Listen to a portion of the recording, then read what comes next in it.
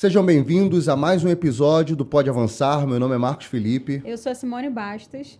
E antes de você conhecer quem são os convidados de hoje, queremos agradecer ao Laboratório de Calibração SQM, nosso patrocinador, tá? É acreditado para calibração de diversas grandezas, como físico-química, volume e massa específica, tempo e frequência, calibração de instrumentos da grandeza de pressão, temperatura, umidade, massa. Então você pode estar pegando aqui as informações no episódio mesmo, como site, QR Code, entre em contato e faça a sua calibração com o laboratório SQM, tá?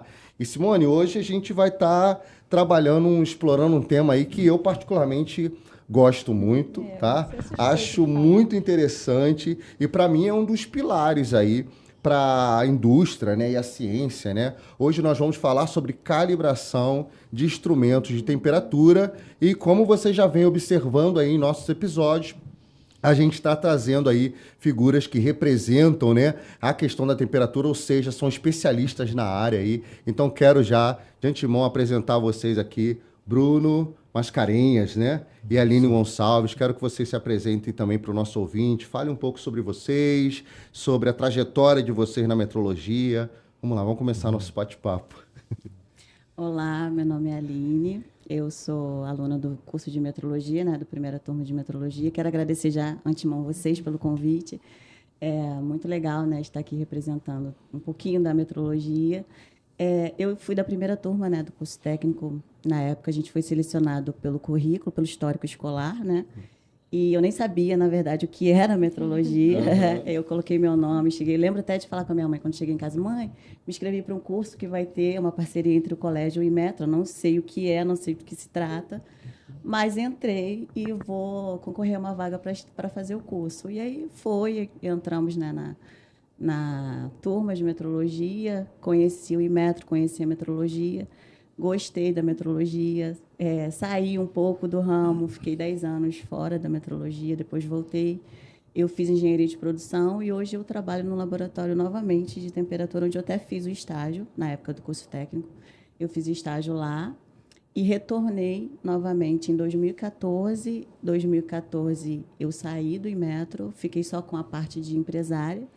E voltei agora em 2024 para o mesmo laboratório de temperatura, para a mesma área que eu já tinha trabalhado antes. Legal. Deixa eu aproveitar também, gente, e agradecer também a Aline, que é uma das nossas maiores incentivadoras do podcast, desde o primeiro episódio. Verdade. Ela sempre curte, compartilha no Instagram dela, manda para todo mundo e fala lá que... Se olhar um episódio lá, tem comentário seu lá, né? Tem sim. Então, ela sempre foi nossa incentivadora aí, número 1. E eu falei para ela, um dia você vai estar lá. E hoje ela está aqui na nossa mesa. Chegou o grande dia.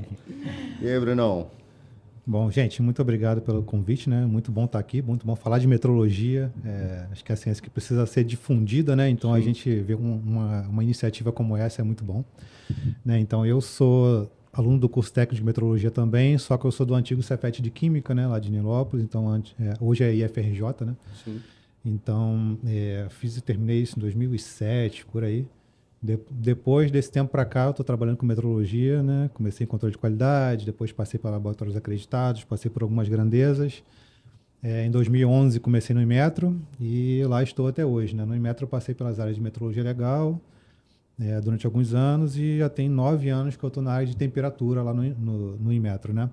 Eu fiz a minha graduação em gestão da produção industrial também no IFRJ, fiz o mestrado em metrologia no Imetro e atualmente estou no laboratório de umidade e de temperatura. Muito bom, muito bom. E eu acho interessante, né, a gente até tocar nesse assunto. A gente tem um episódio nosso, acho que foi um dos primeiros, né, que fala sobre o curso técnico de metrologia. Então, você que está ouvindo não sabia da existência de um curso técnico. Então, hoje aqui já foram apresentados 2 alunos que são oriundos de cursos técnicos, a Aline do Imetro e você do IFRJ, que são cursos que permanecem até hoje, né? Sim. Tanto do Imetro quanto do IFRJ são cursos. Então, você que está ouvindo, que está se interessando pela área da metrologia, procure saber sobre esses cursos aí quando abre inscrição e faça que vale a pena, né? Vale muito a pena.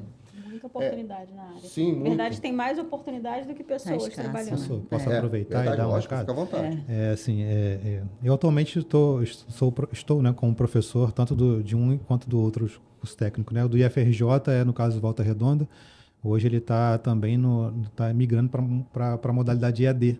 Então, assim, vai muito bom. possibilitar também difundir Vai um pouco mais o facilitar conhecimento muito. e mais pessoas Verdade. ingressarem na área. E o do Inmetro, lá em Xerém, né, continua bombando, está lá com turmas novas, está abrindo processo seletivo a cada ano. Então, assim, os dois são muito acessíveis e gratuitos, né? Isso é importante também. Verdade, É. é importante falar. Aproveitando esse gancho, cara, vocês que, além de fazerem os cursos, né, eu acho que é muito interessante ver as oportunidades que são geradas por causa dos cursos, depois a questão de você estar trabalhando na área, e hoje vocês, além de trabalhar na área, também dão palestras, né, apresentam trabalhos, e a gente vai ter, no final do ano, né, a primeira semana de dezembro vai ter o Congresso Brasileiro de Metrologia, todo ano tem, né? E esse ano vai ser em Maceió, que é realizado aí pela SBM, né? Que é a Sociedade Brasileira de Metrologia. E você que vai apresentar o seu trabalho ou tem interesse em apresentar um trabalho para a SBM, de antemão a gente está divulgando aqui que foi estendido aí o prazo para você apresentar o seu artigo, tá? Vai até o dia 30 de julho. Então grava aí, você que estava nervoso, não vai dar tempo, como é que eu vou fazer? Então, até o dia 30 de julho, você tem a oportunidade de estar submetendo aí o seu trabalho à equipe lá, que é da SBM, tá? E você que ainda não fez, corre que ainda dá tempo de fazer. Verdade.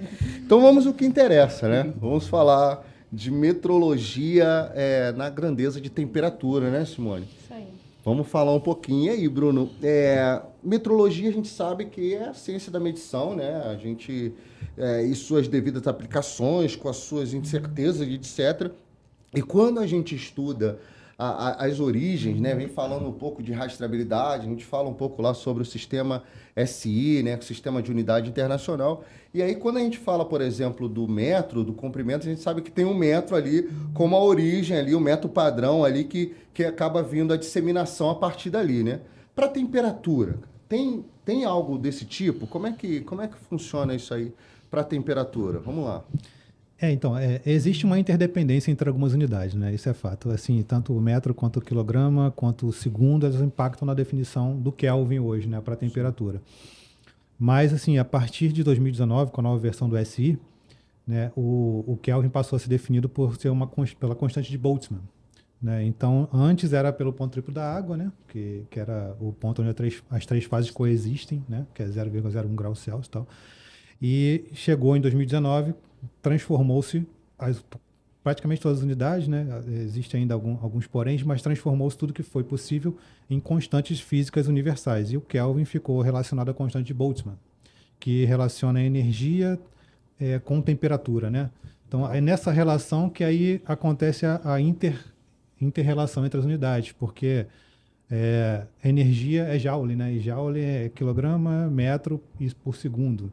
Então, aí acabou tendo essa correlação entre as outras unidades de medida, mas é a constante de Boltzmann atualmente para a definição do Kelvin.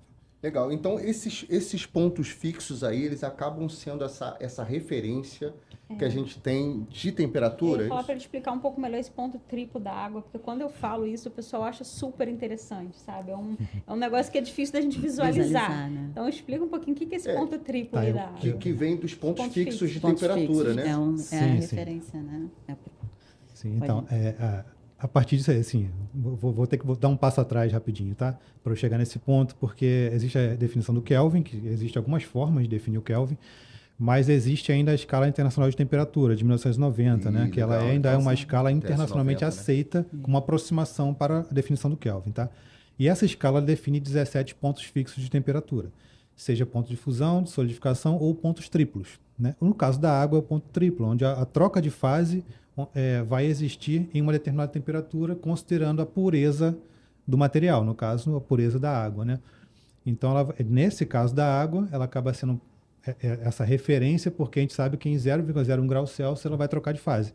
Então, vai acontecer ali na nossa medição, né, que nós chamamos de patamares, são degraus, né, de troca de fase. Então, esse degrau de troca de fase é o ponto que a gente vai medir o termômetro e considerar que aquele momento é 0,01 graus Celsius. E nesse ponto, você consegue encontrar os 3 estados da água, sólido, líquido e gasoso? Sim, sim. A água vai estar totalmente encapsulada, né, numa cápsula de vidro, ou seja, de quartzo, né, ou borosilicato, mas vai estar soldada, não vai existir ar ali dentro, né, vácuo. Então, tanto que se a gente balançar, não sei se vocês tiveram essa oportunidade, né, se a gente balançar uma célula de controle da água, acontece um choque entre a água e o vidro, né? Você escuta como se estivesse batendo uma colher num copo, né? Porque é o golpe de Ariete que acontece ali naquele momento, justamente porque não tem a força, a resistência do ar ali dentro, né? Então, quando a gente tira essas condições e entende-se que ali há uma atmosfera, né, aproximadamente uma atmosfera, né? A atmosfera natural aqui da gente, essa troca de fase vai acontecer nessa temperatura, se a gente considerar uma água tipo 1, que é a duplamente destilada, né?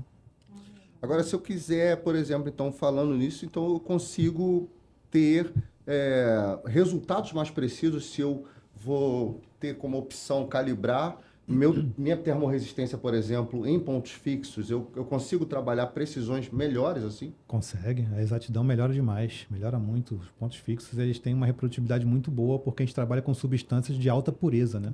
Então, geralmente são 6 noves de pureza, né? São 99,9999% de pureza daquele metal, daquele material, né? Seja metálico ou não. Então não é só né? água, né? Então tem Não, outros... são 17 ao 17. total. Ah, Então, legal. assim, Dá alguns exemplos. São pontos de fusão de quê?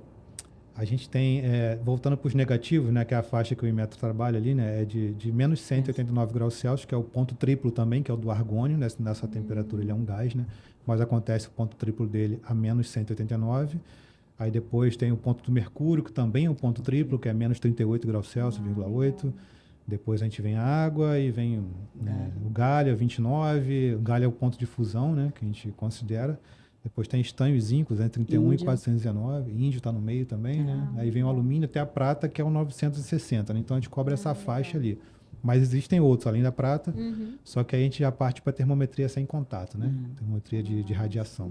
Legal. Então, para cada ponto de temperatura, se eu quiser calibrar uma termorresistência, você, como prestador de serviço de calibração, tem que ter uma célula representando a substância que, no seu estado ali de modificação, vai estar a temperatura que eu preciso.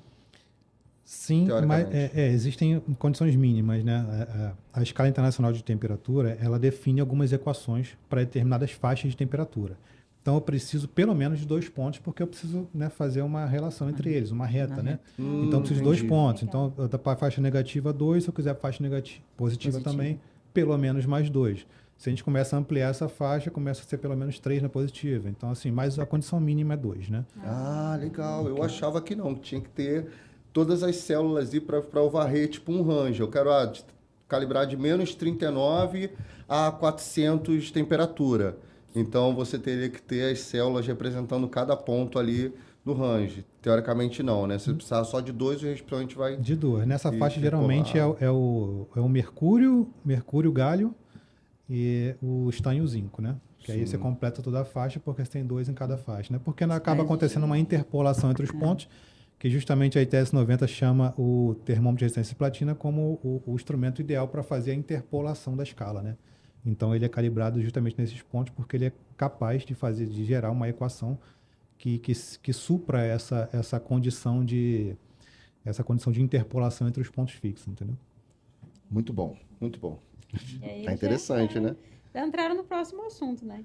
Mas assim, não é só isso, né? Tem outras questões que envolvem o próprio processo do sistema de medição, né? Quais seriam os outros agentes metrológicos aí, pensando nessa grandeza temperatura, né? O que pode mais influenciar aí dentro do processo de medição de temperatura? Um pouco? Deixa eu falar. O processo de medição de temperatura, existem diversas nuances para a gente conseguir calcular uma incerteza de medição para um ponto fixo de forma adequada, né, ao processo. Então, assim, existem diversas correções e diversas fontes de incerteza. Algumas delas são o fluxo de calor pela haste do termômetro, a imersão do termômetro, o gradiente térmico do meio térmico que está sendo aplicado. Todas essas questões, elas influenciam na incerteza do termômetro. Esse primeiro que você citou aí tem contribuição de incerteza associada a esse primeiro que você citou, que foi... fluxo de calor? Isso. Sim. Tem? Sim, o fluxo de calor existe muito. Porque, assim, o termômetro ele é um termômetro de contato, né? Então, quando a gente coloca ele numa célula de ponto fixo, na célula de ponto fixo tem um poço termométrico, mas nesse poço termométrico não tem um fluido, por exemplo, viscoso, né? Sim. O meu fluido ali é ar. Então, assim, o termômetro ele não tem exatamente o diâmetro do poço, sobra um espacinho, milímetros, décimos de milímetros, né? Entre um e outro. Então, nesses décimos de milímetro, quando a temperatura esquenta, a pressão também aumenta, naturalmente o ar vai começar a circular ali dentro, né? Então, há uma troca de calor e o termômetro de resistência de platina ele é tão exato que ele consegue sentir essa variação. E a ponte termométrica, né, que é o indicador desse termômetro, ela costuma ter uma precisão, pelo menos a nossa lá, de 9 casas decimais. Então, assim, é algo absurdamente preciso e exato, entendeu? Então, ele sente muito essas variações, né? Realmente. Oh, meu Deus. E como é que você faz essa contribuição de incerteza para esse fluxo de ar? Como é que isso é um valor fixo? Não. Como é que é? Não. Só uma palhinha, assim, mais ou menos. Tá. Existe assim, como eu faço a medição na prática? Na prática, eu tenho uma imersão que a gente vai variar, né? Conforme eu estou no fundo do poço termométrico, variar 1, 2 ou 3 centímetros, por exemplo, né? Tá, A axial, própria né? Isso, axialmente. Na própria ITS 90, ela nos dá uma equação, né, um comportamento teórico para essa variação. Então, a gente compara a variação real com a variação teórica que a ITS 90 nos proporciona lá. Entendi. E aí, a partir dessa relação entre os dois, a gente calcula uma fonte de incerteza para isso. Muito bom. Aprendizado mesmo. Eu achei que eu sabia. Achei que eu sabia alguma coisa de temperatura. Acabei de descobrir. Vamos avançar um pouquinho, falar um pouquinho de termômetro de calibração de contato, né? Eu acho que... Não, por contato, né? Tá. Sondas, termopares, né? Calibração de termorresistências. Eu acho que é interessante. Esse ponto inicial é um ponto muito interessante, mas a indústria ela acaba não tendo muito contato com esse tipo de metodologia, que é a calibração de pontos fixos, através dos pontos fixos, né? A gente tem alguns laboratórios acreditados, né? Para fazer assim, são poucos, né? Até porque o investimento também não é muito barato, né? E aqui a gente entra agora nesse aspecto mais da indústria, né? Mais do dia a dia ali dos laboratórios da bancada, que são as calibrações termopares, termorresistência, medidores de temperatura com sensor termorresistivo. Então, entrando nisso, gente, vamos lá. Como é que eu consigo visualizar essa metodologia de calibração feita através com esses sensores? O que eu utilizo como padrão? Quais são as condições que eu preciso ter? Então, eu trabalho um pouco com essa parte de termometria de contato, né? Faço as calibrações lá de termorresistências. Termopar não tenho muito contato, mas termorresistência sim. Inclusive, o laboratório do Inmetro, que é essa parte de termômetros por ponto fixos, né, que a gente fala, que faz a calibração do meu padrão. A rastreabilidade do meu padrão vem do laboratório que o Bruno trabalha também. E lá a gente usa meios térmicos, né? Dependendo da faixa do equipamento. A gente trabalha com banho de água, tem banho de óleo, tem banho de sal, e aí depende da faixa, banho para baixa temperatura, né? Que vai até menos 100. E o meu padrão hoje é um PT25, um TRP, né? Sim. De 25 ohms. Eu tenho um super termômetro, que é como se fosse uma ponte também, que é meu indicador. E a gente faz a calibração dele também, inclusive, a gente mesmo o laboratório faz a calibração dele ali, porque a gente tem resistores padrões calibrados. Então, a gente faz a calibração dele ali mesmo e a gente trabalha por comparação, né? A gente faz avaliações É muito importante fazer a avaliação dos banhos, né, dos meios térmicos hoje. Para levantar o gradiente dos banhos, uma incerteza também, né?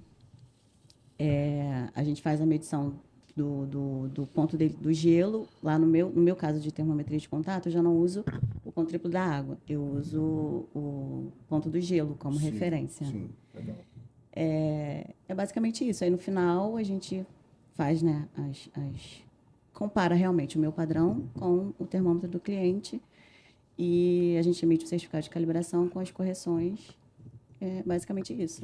Eu lembrei de uma dúvida. E quanto tempo que faz essa avaliação do meio térmico? Tem alguma periodicidade? Assim? Então, a gente coloca uma periodicidade, mas depende muito. Às vezes o banho precisa de uma manutenção, ou o líquido, né, já não está muito... Já está meio tipo a água, geralmente fica mais sujo mais rápido. Então, depende muito, assim, mas estimativa em média de 2 a 3 anos, mais ou menos, você pode fazer essa avaliação. E aí você vê, a avaliação você sabe fazer, né? Você vê a área, né, que você vai usar para você fazer a calibração dos termômetros junto com o seu padrão. Você avalia aquela área ali para ver a incerteza de calibração naquele ponto. Eu acho legal falar do ponto de gelo também, que muita gente não conhece. Né? Então, o gelo, a gente consegue fazer, né, um gelo, mas aí a Aline vai explicar melhor como que é esse gelo, no qual a gente coloca o termômetro e ele marca 0 grau. E aí, no final das contas, a gente está confiando no gelo. O gelo que Isso, seria é como a se referência. fosse um ponto de né? referência. É. Explica como é Não que é esse gelo. Não é simplesmente um gelo, né? A água e colocar E no também congelador. é algo interessante até a gente falar, né, que não é o zero absoluto também, né? É um zero bem próximo. O mais próximo de zero que a gente consegue alcançar é no ponto triplo lá da água, que é 0,01. Exato. Mas no gelo não, né? Mas vou deixar vocês. A gente tem uma água, né, deionizada, né? E a gente usa uma máquina, a gente tem uma máquina de gelo para fazer isso, para fazer os floquinhos de gelo acontecer, né? Triturado, gelo triturado. E a gente tem um dewar, né, como para colocar o gelo É com uma profundidade, uma garrafa térmica, exato, isso. Com uma profundidade de imersão mínima, né, que a gente precisa para colocar o termômetro. E complementa aí, Bruno, a gente... Não é exatamente isso, né? O banho de gelo ele só tem assim uma proporção de mistura de gelo e água, Gelo né? e água, Então, assim, basicamente. Eu ia perguntar isso. porque o contato é muito importante, tanto que o termômetro é de contato, né? Então, quando a gente inserir no gelo, é importante que tenha contato mesmo com a haste do termômetro. Então, por isso você faz... a gente fala que faz uma laminha, né? Então, tipo, uma proporção... Uma papinha de gelo. Aproximadamente de 1/3, né? 1/3 de água para cada gelo que tem ali, né? Para fazer ficar um pouco acinzentado aquela mistura de gelo e água. E aí o termômetro fica ali dentro, mas é importante também, quando medir, aguardar um tempo de estabilização, até porque está inserindo água no meio, a troca de calor está acontecendo, o vasodíor é um aparato legal para segurar essa troca de calor, mas ele é aberto, né, para a atmosfera. Então, é importante aguardar um tempo de estabilização. Tudo quanto é medição na parte de termometria, é importante aguardar esse tempo. Paciência é tudo no termometria, exatamente. São processos que são muito delicados e muito demorados, né? Mas o recado acho que é mais esse, né? Tem essa misturinha entre gelo e água que tem que ser feita. É importante não contaminar também, né? Esse gelo. Não contaminar, não botar a mão sem luva, né? Colocar pegou o termômetro de qualquer maneira e colocar. Eu acho legal, assim, que é uma coisa fácil, que as pessoas conseguem fazer, né? Tem um termômetro, quero testar meu termômetro para ver se minimamente tá mais ou menos ali. Você consegue fazer um reprodução mais fácil, acessível, né? Uma água destilada que dá para comprar, né? E é o ponto de controle dos termômetros de resistência. Sim, né? o ponto de controle. Realmente. É a referência, né? É a referência. Quando você tem uma termorresistência de platina em 100 ohms, é porque a referência de 100 ohms é o 0 grau. E uma dica aí para você que vai solicitar a calibração do seu termômetro, pede para calibrar no ponto zero, porque depois a gente consegue ter essa referência. Porque muita gente não pede para calibrar no ponto zero e fica sem essa referência. Mas a nível de norma, quando se trata de calibração, o zero ele precisa ser feito, né? Você precisa fazer o R0 e o R final, quando se trata de calibração de termorresistência, né? Mas dos outros não. Então... Até uma resistência é essencial, né? É o ponto de controle, né? A referência de resistência é o 0 grau, né? Por exemplo, se o seu PT 25 é porque 25 ohms é 0 graus e assim vai. Além de ser um ponto muito acessível de ser feito, o ponto de gelo, como a Simone já comentou, é o ponto de controle. Você vai fazer uma checagem no seu termômetro, né? Você mediu em altas temperaturas, ele pode sofrer recozimentos, né? Recozimentos térmicos ou elétricos, dependendo da temperatura. A platina pode sofrer isso. E aí, quando você bota no gelo, se acontecer alguma coisa com o termômetro, seja um choque mecânico também influencia na medição dele, caso aconteça algo de recozimentos internos ou um choque mecânico, isso vai ser identificado no ponto de gelo, entendeu? Então, é um ponto essencial de controle. E além do mais, o termômetro ele mede, né? Tudo que ele está medindo é em referência a esse ponto do gelo, como o Felipe já falou, né? É o ponto onde, se o termômetro é de 100 ohms, porque nessa temperatura, na verdade, não é o ponto da água, né? Que é 0,01 grau Celsius, mas é muito próximo. Então, nessa temperatura, ele vai indicar 100 ohms. O outro é PT25, por quê? Vai indicar 25 ohms nessa temperatura. E o interessante é que as nossas checagens intermediárias, ela vai realmente pegar essa variação ao longo do tempo, Sim. mas na referência de 0 graus, né? Que é onde ele é outra sem... dica E aí, manter quem um precisa histórico. fazer Manter o checagem de histórico é muito termômetro. E manter o muito histórico. legal. Não Manter o- sabe como fazer a checagem do seu termômetro? Faz Isso aí, com da 0 tua grau. termoresistência faz em 0 graus. Em metrologia é muito importante o que você falou, manter o histórico para poder até fazer uma análise, né? Até quando esse termômetro continua sendo meu padrão ou não, né? Depende de cada um do seu processo. sim. Mas se você não tiver esse dado quantificado, fica difícil, né? Identificar se esse padrão já atende ou não, né? Isso aí. E teve uma coisa que a Aline falou durante a fala dela, ela falou sobre o uso dos banhos, né? E aí ela foi mudando os banhos de acordo com o fluido, né? E aí tem essa associação também do fluido com o range que eu quero trabalhar, né? Com a faixa de trabalho. E aí você mencionou menos 100, né? É. Qual o fluido que vocês usam para isso? Hoje a gente usa o etanol, né?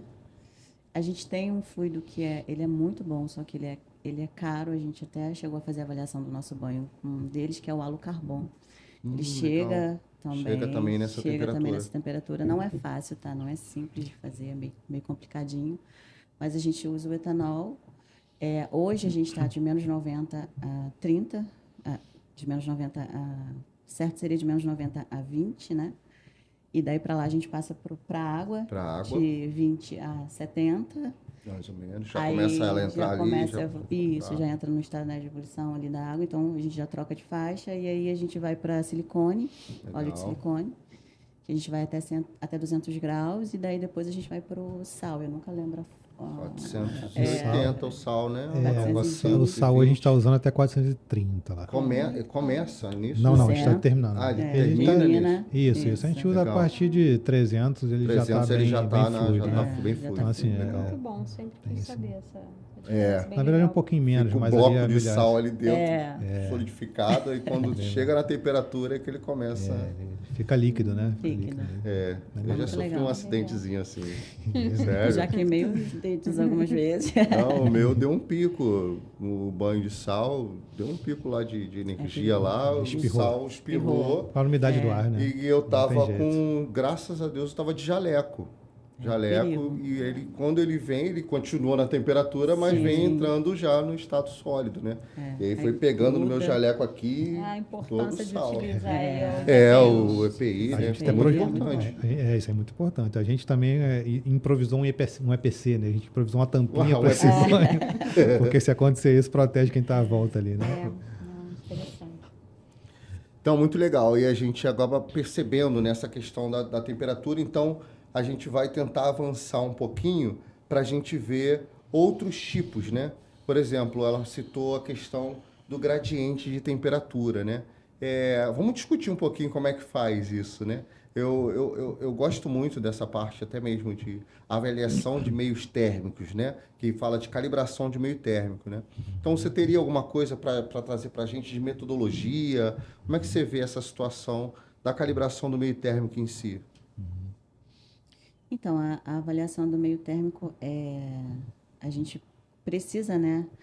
É bom você ter um termômetro similar, né, para fazer essa avaliação. Geralmente nós usamos lá 2 termômetros. Você vai ver a área útil, né, que você vai usar do banho, onde você vai fazer realmente ali a avaliação. E a gente faz a estabilidade, né? O banho, a gente por umas horas, tipo 1 hora, você coloca um padrão, usa o seu padrão para ver a estabilidade e o gradiente do banho. O gradiente é feito axialmente e radialmente. Legal. Então, é muito importante você ver a profundidade mínima de imersão do termômetro que você está usando, né? Porque tem termômetros industriais que são pequenininhos. Sim. Dependendo do termômetro, a gente às vezes não consegue nem fazer a calibração por conta da imersão. Da imersão dele, que não atinge o ponto mínimo necessário. Né? Então, a gente faz essa avaliação, estabilidade, gradiente axial e radial, e geralmente a gente faz início, meio e fim da altura, né? Da altura do termômetro e do banho em si, né? Do forno, né? Do forno, da câmara, né? Basicamente isso. E aí a gente vai comparar. A gente deixa um como padrão. É bom que você tenha um termômetro que já é conhecido, que você conheça. E aí você vai deixar um como padrão e vai comparar, basicamente, A temperatura é a relação entre um e o outro, né? E aí Legal. você vai Correção. mudando de E aí lugar você vai e um fazendo. fica fixo e o outro fica Isso, mudando. O isso. axial você vai só subindo, né? Axialmente, aí você vai Axialmente, sobe. e também esse processo de comparação de diferença entre as alturas, né? Isso. E, obviamente, entre os sensores também, né? E radial a mesma E a coisa. radial Aí você roda. estabelece tudo visão As estacionária, né? posições, Tipo assim, isso, imaginária, né? É. Obviamente. Legal. Basicamente E para o isso. forno a mesma coisa. Agora, a câmara climática, estufa, o processo já é um pouco diferente, né? Você já consegue distribuir sensores dentro da câmara, vai pegar todo o volume dela, né? Tem câmaras de 30 litros, 50 litros, Esse 80 daí já é. litros, né? Você acaba distribuindo ali sensores, 9, 15 sensores. O conceito acaba sendo o mesmo, né? Você pegar É. diferença de temperatura entre um sensor e outro, né? Para ver a estabilidade. Por exemplo, você vai pegar durante meia hora ou uma hora cada sensor ali, como é que foi o comportamento dele e a uniformidade entre as leituras do mesmo sensor ali, no mesmo ponto, né? É muito interessante essa parte de homogeneidade, porque é aquilo que você falou, né? Isso acaba sendo uma contribuição de incerteza para a calibração, né? Recentemente eu conversando com um cliente, né? E a gente ficou um tempo ali para ele entender que se ele quiser calibrar um sensor de temperatura de uma estufa, que é o controlador lá, junto com o sensor na malhazinha da estufa, ele não pode simplesmente colocar um sensor lá dentro e comparar e ignorar o meio térmico que ele está utilizando, né? Então, no processo de calibração de meio térmico, ele precisa conhecer qual é a uniformidade e a estabilidade daquela estufa para depois, Homogeneidade, né, do ambiente que você para está depois usando. ele usar aquilo como contribuição de Contribuição de certeza certeza. para a calibração do E desvio de afeta controle. muito, é uma Afeta. das maiores das Afeta incertezas. demais. Maiores, Maior certeza. No começo, quando a gente fazia isso, né? A gente tirava o sensor da estufa e colocava dentro do nosso forno. Não, porque é uma aí calibração de um é medidor uma de temperatura calibração normal. porque aí eu conheço o meu forno. Isso aí. Então eu já tenho a Você umidade. tem a axial estabilidade dele, temporal já tenho. dele, né? Aí e eu faço. radial. Agora, se eu for fazer sem tirar ele do meio, eu tenho que conhecer o do meio térmico, Isso né? Então aí. seria a mesma coisa, a diferença é só aonde eu vou fazer, o que fica mais prático, né? Muito mais prático fazer direto no equipamento. Porém, eu tenho que determinar. Você vai né? precisar saber como você precisa determina determinar a isso. uniformidade e a estabilidade do seu meio térmico ali. Então, precisa fazer isso primeiro. E aí, na calibração de um meio térmico, como, por exemplo, uma câmara climática, a calibração é considerada todo esse processo, né? Estou falando isso porque eu já vi certificados de calibração de estufa ou câmara climática que ele só faz o desvio de controle. Ele não te dá uniformidade nem estabilidade. Então, estou deixando claro aqui que isso é muito importante, porque contribui muito para a incerteza, né? Para a incerteza de medição. E aí, entrando nessa questão dos meios térmicos, né? Por exemplo, para a calibração de termômetro de líquido em vidro, né? É importante saber esse aspecto do meio térmico também, porque eu já tive clientes que me perguntou, posso calibrar um termômetro de líquido em vidro dentro do forno? E aí eu queria perguntar isso para vocês, dentro do forno, para vocês poderem explicar um pouquinho melhor isso aí, porque eu já cansei de explicar para eles que não, mas eu queria que vocês falassem um pouquinho também. Ok. Só um parêntese, né? O gradiente térmico de um forno, né, de uma célula de ponto fixo, a gente não tem a parte radial, né? Justamente porque o posto termométrico só cabe o termômetro mesmo, então não tem como variar radialmente. Então a gente faz radial, né? A questão do termômetro líquido em vidro, acho que vai de encontro com o que você já explicou, né? Da câmara térmica. Como a gente faz a avaliação do gradiente de câmara térmica? A gente distribui vários sensores espacialmente, né? A gente pega a área espacial dela e naquele ambiente ali, a gente tem um ambiente muito mais dinâmico, né? Tem um fluxo de ar rolando ali. Então, eu estou medindo temperatura ambiental no ambiente controlado, certo? E aí, essa medição ambiental, estou medindo o ar, né? Estou medindo a saturação do ar, estou medindo a temperatura do ar. Isso é muito diferente de eu medir a temperatura de um líquido, que é muito mais viscoso, que tem muito mais contato, que o controle é maior. Um banho termostático, por exemplo, de água ou óleo, né? O que a Aline já explicou aqui, ele tem um fluido viscoso, né? É líquido. Então, esse líquido, ele está em contato com toda a área do termômetro. Então, um termômetro de contato, o ideal é que ele seja calibrado no meio térmico, né? Um termômetro de líquido em vidro é para ser calibrado no meio térmico com a temperatura correspondente, seja com água, com álcool, óleo, dependendo da temperatura do termômetro.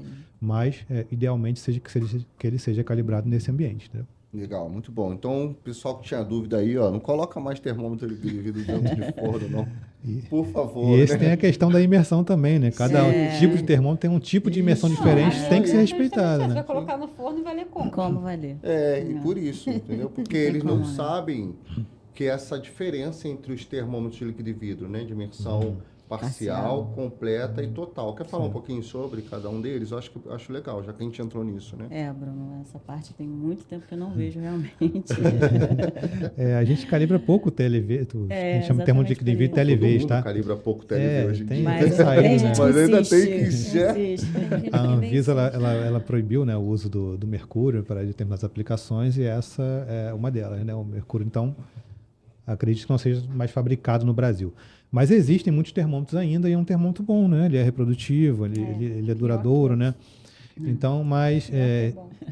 tem que ser respeitada a imersão dele. Se ele é de imersão completa, tem que ser calibrado como um termômetro de imersão completa. Ou seja, totalmente dentro do fluido, né? Isso aí, Se ele totalmente. for, totalmente dentro do fluido. O termômetro inteiro dentro do fluido. Então, eu preciso de um banho que tenha uma janela, janela, pelo para eu poder menos, visualizar fazer essa a imersão. leitura.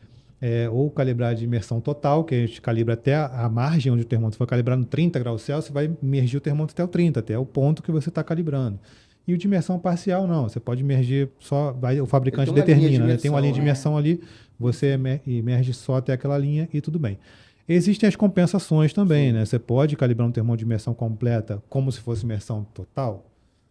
Pode calibrar, desde que você corrija a coluna emergente com um termômetro que a gente chama de termômetro de Fader, né? Um outro termômetro que vai te dar essa diferença de temperatura para cima Ambiente, do tal, fluido, isso. exatamente, faz uma compensação. Mas, corrigindo ou não, tem que ser considerada a imersão correta do termômetro, né? Muito bom. Então, gente, preste atenção nessas questões, porque isso é muito importante, né? Essa questão da imersão completa, por exemplo, de imersão parcial, né? Você saber onde é que é a linha de imersão certinha, Sim, depois sim. projetar isso para cima. E tem uma fórmula da coluna emergente para você poder fazer. Então, isso tudo é levado em consideração. Então, presta muita atenção nisso daí para não sair calibrando o termômetro de qualquer jeito, né? Ainda mais laboratórios hoje, não falando mal, mas laboratórios rastreáveis que acabam não sendo avaliado a competência ali pelos avaliadores do Inmetro, né? Eles acabam pegando, só vendo se tá, quanto é que está o erro Acha que a e pronto, comparar. né? E partiu para isso aí. Então, a gente falando um pouquinho sobre a questão dos meios térmicos, né? Falamos de banho, fluidos, forno, que a gente até chama de forno de bloco seco, né? Câmaras climáticas, estufas. E aí me gerou aqui aquela dúvida de um tipo de termômetro que cresceu muito, ainda mais na época da pandemia para cá, que eles chamam aqueles termômetros de infravermelho, né? Que elas parecem uma pistolinha, né? Termômetro de infravermelho que, tecnicamente, a gente também chama de pirômetros, né? E aí, vamos falar, por exemplo, como é que eu tenho como um meio térmico para esse tipo de medição de temperatura, né? Como é que funciona? Eu acho que já pega um pouquinho até o nosso ouvinte ali, que usa isso no dia a dia, né? Porque tem muita gente que comprou isso até para dentro de casa, né? Na época da pandemia, isso cresceu muito, né? Vamos lá. Então, como funciona o processo de calibração? Então, o meio térmico para ele existem duas formas que são muito comuns, né? Para esse tipo de aplicação, que é o corpo negro, né? Sim. A cavidade de corpo negro ou um forno de placa plana, que também se aproxima a radiação de um corpo negro, né? E o forno de placa plana, a gente vai, nas duas aplicações, né? Você vai ter um termômetro de infravermelho padrão, vai medir a mesma superfície com ambos termômetros e comparar a medição entre eles. Então, é uma medição por comparação, uma calibração por comparação, só que sem contato. Entendi. Agora, essa distância, o fabricante ele costuma determinar mais ou menos, porque, por exemplo, já que ele não é por contato, ele é um infravermelho, se eu meço daqui, sei lá, e estou medindo mais próximo de 150 milímetros de distância de onde está a questão da energia ali de radiação ali, isso influencia? Influencia. Influencia muito, né? Influencia muito. Então, assim, a gente tem tipos de termômetros de infravermelho diferentes, né? Você citou a pandemia, né? No caso da pandemia, cresceu muito a aplicação dos termômetros mais básicos, né? Desses menores. Inclusive, assim, são termômetros que até são conhecidos como termômetro de testa, porque a temperatura é para ser medida na região da testa.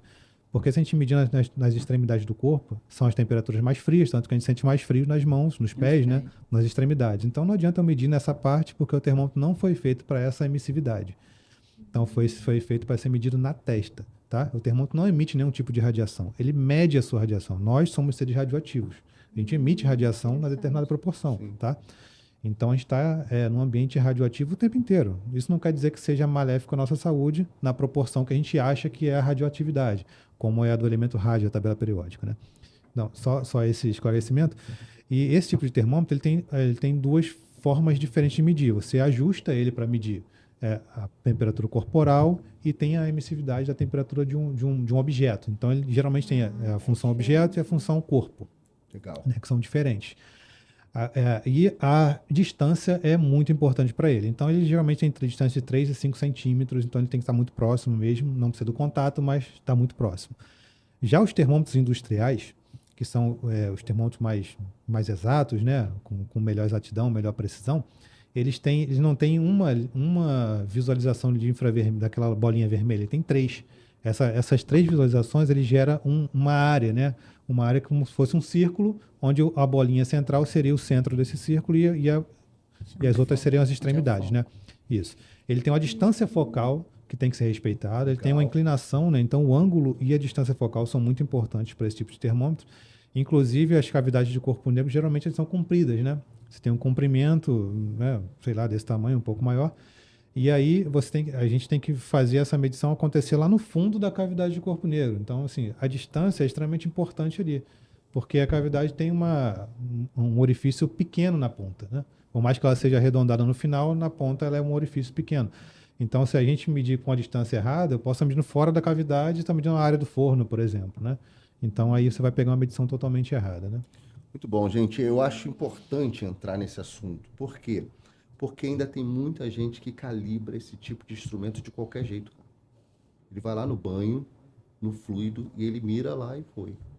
Ele vai lá no forno de bloco seco dele lá, aí ele vai lá de cima assim, ó, mira e acabou. Entende? É você explicar que você precisa de uma fonte, de uma energia de radiação. Alguns fabricantes, você consegue ter a possibilidade de até fazer um set point da emissividade para simular o valor de radiação ali específico da superfície ao qual o instrumento é utilizado no processo. Então, normalmente, se ele é utilizado em 0,95 e vem de fábrica de fábrica com 0,95 de emissividade, você vai lá no forno e coloca esse 0,95 no forno. Quando isso não acontece, você também precisa fazer uma correção, né? Levar em consideração uma emissividade igual a 1 e tal, e fazer ali a formulazinha ali para fazer as compensações. Exatamente, né? Esse fator de ajuste da emissividade é essencial para você conseguir uma medição confiável do termômetro, né? Sim. Então, geralmente, os industriais, eles têm essa função. E aí, os laboratórios que possuem cavidade de corpo negro, né? E só um parênteses, né? Cavidade de corpo negro, entende-se que é um corpo, idealmente, um corpo que tem emissividade igual a 1, né? 100%. Sim. Ou seja, ela não reflete nenhuma radioatividade. Ela absorve toda a radiação que está chegando nela. Então, a temperatura em forma de calor está chegando naquele meio, está absorvendo tudo e ela está emitindo a mesma proporção que absorve, tá? Então, assim, muito legal. Isso se entende, né? Porque existem uns conceitos que são confusos nessa área, né? De refração, reflexão. E o corpo negro é um que não tem reflexão nenhuma. Ele absorve toda a energia. Pode calibrar no De banho, qualquer, como você exato, falou, porque o banho vai refletir. Isso aí. E você tem que conhecer a emissividade do meio, do seu padrão. Senão você não tem uma referência para aquela calibração. Não é simplesmente o valor de temperatura. O termômetro não está medindo temperatura, ele está medindo a radiação que está sendo emitida daquele corpo e convertendo isso para uma temperatura através do coeficiente de radiação que você falou aí. Isso aí. A emissividade é quanto? É 0,95? Ele vai converter. Se o forno é 0,95, você vai ajustar o 0,95 no termômetro e vai medir o forno. E aí você consegue uma relação entre eles, né? Se a gente não ajustar, essa relação vai ficar totalmente furada. Entendeu? Muito bom, muito bom. A gente já está tendendo ao final do nosso episódio, mas a gente não tem como ir para o final do episódio sem falar do elemento que é crucial para a calibração, que é a incerteza de medição, né? Eu não posso falar... eu aprendi no curso de calibração isso. Calibração sem incerteza não é calibração. Está fazendo verificação, checagem, não existe, né? É verdade. E aí eu queria que a gente discutisse aqui, vocês falassem um pouquinho, não específico agora de infravermelho, mas falasse assim, de uma forma geral, quais são as principais contribuições de incerteza quando eu estou trabalhando com calibração de temperatura, né? Por exemplo, estou calibrando lá com dimensional, eu sei que a temperatura ambiente influencia muito. Mas, por exemplo, a temperatura, as condições ambientais influencia? Já não tem tanta influência, né? Mas quais são as principais contribuições de certeza aí para a calibração de temperatura? Então, como a gente já havia falado, né, o gradiente térmico do banho, do meio que você está usando é muito importante, influencia muito, eu acho que talvez seja a maior, né, uma das maiores. Resolução do equipamento, resolução do seu padrão, mas quebrou, não pode... Normalmente o quê? Por exemplo, eu faço leitura de variação do padrão e variação também no objeto que eu estou calibrando. Então, tem duas tipo A? Tem duas tipo A. Legal. Duas tipo A. Porque os dois estão começa a mesma temperatura, o mesmo ambiente, então você vai ter diversas... Curva de calibração do padrão tem? Curva de calibração do padrão, em alguns momentos pode ter, sim, temperatura, mas tem a forma também de você incluir, né, os coeficientes de calibração do seu termômetro, do seu indicador. Vai depender da forma de que você calibra seu padrão. Tem isso também. Se o padrão tiver um indicador, né, então são duas. São da PT100, por exemplo, e do indicador, ou é uma Se ele não foi calibrado em malha, né? Isso, se ele foi calibrado separadamente, você vai ter duas calibrações ali, os coeficientes de calibração, o termômetro, né, de resistência e platina, se for usado como padrão, ele vai ter como produto dessa calibração dele equações, né, coeficientes da equação da ITS 90 ou de Callendar-Van Dusen, que são duas formas diferentes de calibração. Esses coeficientes têm que ser inseridos no indicador, para ele poder entender a medição do termômetro, né? A resposta do termômetro e interpretar como um valor de temperatura. E, assim, a curva de calibração ela é essencial também, né? Nesse caso, mas se você insere os valores no termômetro, você acaba eliminando esse fator, né? Tá? Mas tem outras fontes, como a imersão, como a gente citou, né? O termômetro de resistência ele tem um efeito de autoaquecimento, que também é uma fonte importante de incerteza para ele, causa certa instabilidade no termômetro. Não vejo muita gente medindo esse autoaquecimento, mas é uma fonte importante, né? O gradiente do meio térmico, a estabilidade, né? A variação, a esterese, né? Isso, Deriva, a deriva do padrão também é importante. A deriva, a gente costuma, né, ter uma prática de inserir a deriva na própria incerteza, né? Então, a gente calcula, na hora que a gente faz a análise crítica do certificado de calibração, a gente pega essa variação do termômetro, combina ela com uma incerteza que veio do certificado dele. Então, a gente agrega na própria incerteza de medição também essa deriva, o que não exime da forma de corrigir, tá? Estou falando apenas da consideração desse fator na incerteza de medição. Eu acho que é isso. As principais fontes que a gente tem assim, de mais impacto são essas, né? Fluxo de calor, imersão do termômetro, autoaquecimento. Isso tudo de termômetro de resistência de platina, né? Que a gente está falando, né? Beleza. E se eu estiver fazendo a leitura, por exemplo, em resistência, né? Teoricamente, eu teria que usar a contribuição de certeza e resistência e tem o coeficiente de sensibilidade lá que eu teria que transformar, né? Sim. Então, isso é para pessoas que fazem a calibração com a leitura em resistência, né? Isso. Tem muita gente que... Isso é muito importante, assim. Se o termômetro, se o padrão foi calibrado naquela unidade de medida, ou seja, em resistência elétrica, a gente precisa usar a medição dele em resistência elétrica. E aí a gente usa coeficiente de sensibilidade para poder converter essa leitura em um valor em graus Celsius, em Fahrenheit, em Kelvin, né? Aí depende da unidade do próprio termômetro. Legal. Em calibração. Converter, que você fala transformar a contribuição de certeza, né? Sim. Por exemplo, se eu quiser saber lá a leitura que foi feita dele lá, por exemplo, 100,01 e tal, aí eu tenho uma fórmula para poder transformar esse valor, né? Sim. Se ele foi calibrado com os coeficientes Calenda, aí eu tenho que usar os coeficientes de Calenda para poder converter, né? Fazer essa transformação, né? Isso aí. Muito bom. E aí, Simone? Adorei, né? Aí, o meu professor, Marcos Libre, é meu professor de temperatura desde que a gente começou a trabalhar. Hoje eu descobri que não, né? Hoje eu descobri que eu não sou tão professor assim, né? Então, para mim, está sendo bem legal. A Aline, outra professora também, lá na Fiocruz, trabalhamos juntos lá na Fiocruz, né? Então, na verdade, eu trabalhava lá no laboratório de metrologia. A Aline foi contratada na época como a expert. Temperatura, olha só, tá chegando uma nova funcionária aí, e ela veio do Inmetro, já tem mais de 10 anos de experiência em temperatura, foi muito legal. Responsabilidade, a gente aprendeu bastante, então foi muito bom. Dicas finais, o pessoal que está querendo, por exemplo, acreditação na parte de temperatura, né? Quais são os processos, né, que o pessoal quero acreditar no laboratório de temperatura? Tem documentos orientativos, tem normas? Como é que ele consegue se ajustar ali para os primeiros passos aí, né? Dá as dicas aí. Essa parte com certeza é com você, porque Então, Simone também sabe já. no Inmetro existe a CEGEC, né, a Coordenação Geral de Acreditação, né, que trata sobre essa parte de acreditação de laboratórios, né, de organismos de conformidade.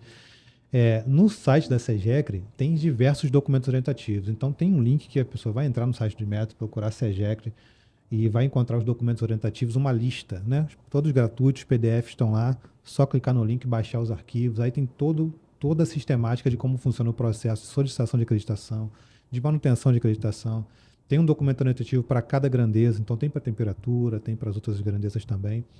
Está tudo explicadinho lá no site do Inmetro, no link da CEGECRE. Muito bom, gente, muito bom. É interessante isso porque tem muita gente que não tem conhecimento disso, né? Não tem conhecimento desses documentos orientativos, né? E, obviamente, o processo de consultoria, ele é importante, ele ajuda desde o processo da 17.025 até a parte técnica.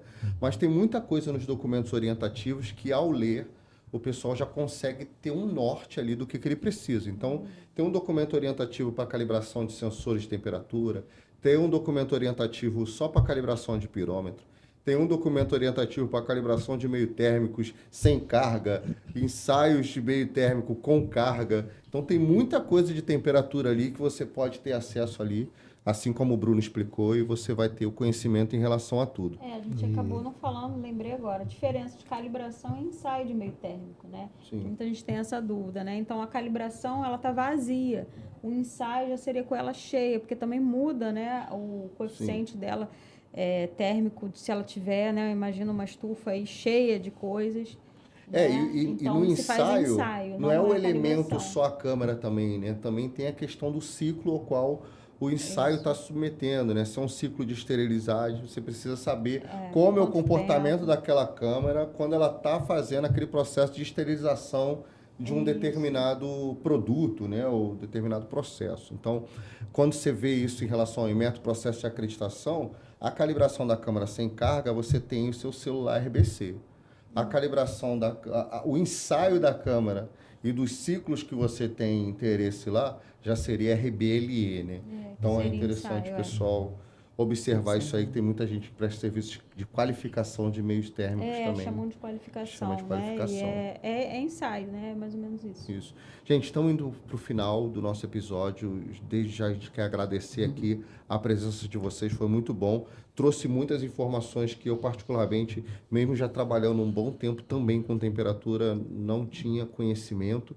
E eu queria que vocês separassem um momento aqui entre vocês para a gente dar algumas dicas. Por exemplo, se no meio da nossa conversa aqui, achei que faltou isso, eu achei que para o cara que está lá, ou a mulher que está lá na bancada realizando calibrações, eu acho que essa informação aqui é importante e a gente acabou não discutindo isso aqui. Então, se você quiser deixar algumas dicas finais aí para o nosso ouvinte, pode ficar à vontade.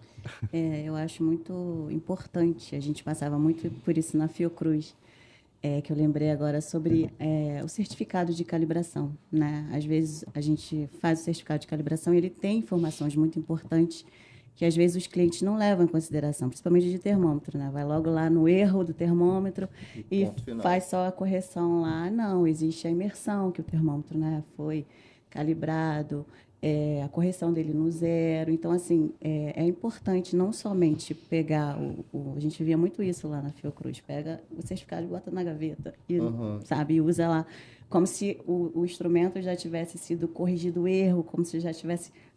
Foi calibrado, tá bom. Tá ótimo, vou lá e vou, né? Sim. E não é somente isso, é uma dica, assim, para as pessoas realmente lerem o certificado, tentarem entender o certificado. Analisar criticamente, analisar, exatamente. E aí, Bruno?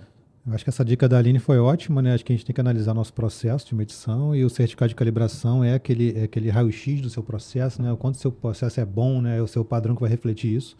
Se a gente não pegar esses dados e tratar, não adianta fazer a calibração. A calibração não é um ajuste, não é manutenção. Ela é um processo que vai te dizer um raio-x do seu padrão. E aí isso precisa ser tratado, né? Precisa ser medido, checado no ponto do gelo, né? Como a gente falou, acompanhado esse histórico, para tomar decisões a respeito do próprio termômetro, né? Não só colocar ele na gaveta, não só aplicar simplesmente uma correção. A correção é muito importante, tem que corrigir o erro sistemático. mas também considerar um valor de incerteza de medição. Acho que isso é ser honesto no processo de medição, né? Saber que o seu processo de medição é honesto, que ele só chega até esse ponto. Daqui para lá eu desconheço, então eu considero uma incerteza para isso, né?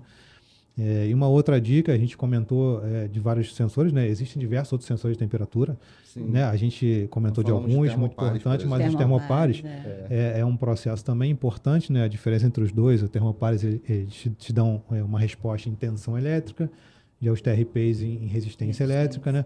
Os termopares já funcionam como uma junta de referência, então o ponto do gelo já é essencial para o termopar. Então ele funciona como uma força eletromotriz, né? Um efeito Seebeck.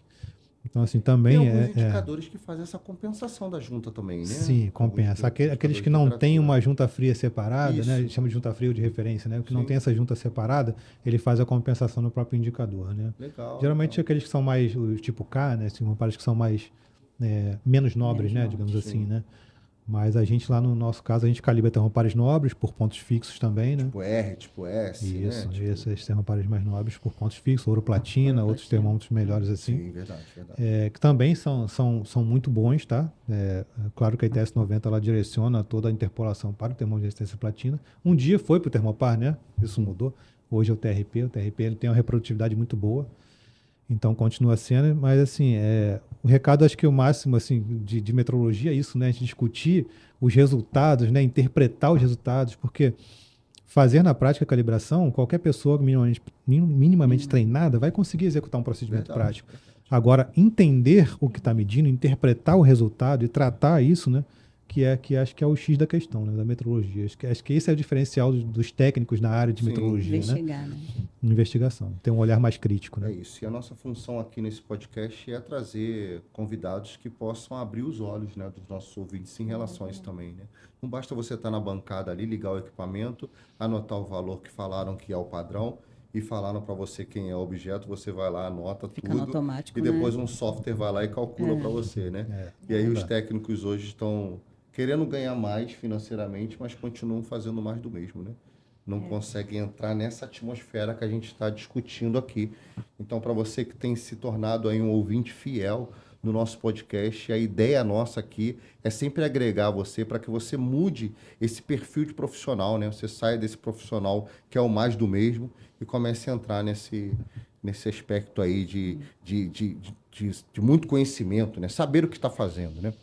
Gente, muito obrigado pela presença de vocês aqui, tá? Agregou muito conhecimento a respeito da calibração de instrumentos de temperatura, tá? A gente está muito feliz pelo que a gente ouviu, de verdade, e pode ter certeza que, tendo outras oportunidades, a gente vai estar convidando vocês mais vezes, né, não, Simone? Sim. Eu quero agradecer, né? Agradecer a Simone que me fez o convite primeiro. Muito obrigada. Obrigada a vocês por terem aberto, né, esse espaço para a gente. Foi muito legal mesmo participar.